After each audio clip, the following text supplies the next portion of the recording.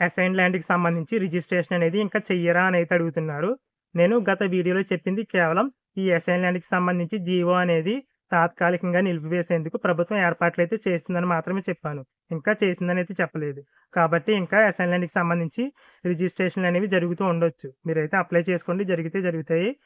కాకపోతే కొన్ని రోజుల తర్వాత ఈ జీవో అనేది తాత్కాలికంగా నిలిపివేసే అవకాశం అయితే ఉంది. ఇక్కడ పూర్తిగా కాదు, కేవలం తాత్కాలికంగా.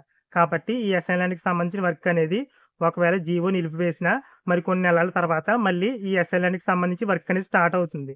మీరు కంగారు పడొద్దు. కొన్ని రోజులైతే వెయిట్ చేయండి. ఎందుకంటే ప్రజల నుంచి ఈ అసైన్డ్ ల్యాండ్ రిజిస్ట్రేషన్‌కి సంబంధించి ఎలాంటి వ్యతిరేకత అయితే లేదు. అలాగే ప్రభుత్వం నుంచి కూడా ఎలాంటి వ్యతిరేకత అయితే లేదు. కేవలం అవకతవకలైతే జరిగాయనే ఉద్దేశంతో కొన్ని రోజుల పాటు లేదంటే కొన్ని నెలల పాటు ఈ జీవోని నిలిపివేసి మళ్ళీ కొన్ని మార్పులైతే చేసి జీవోని తీసుకొచ్చే అవకాశం అయితే ఉంది. ఇక రీసర్వేలో ఎక్కడైతే తప్పులొచ్చాయో ఆ ల్యాండ్ విషయంలో మళ్ళీ సర్వే అనేది చేస్తారని అయితే అడుగుతున్నారు.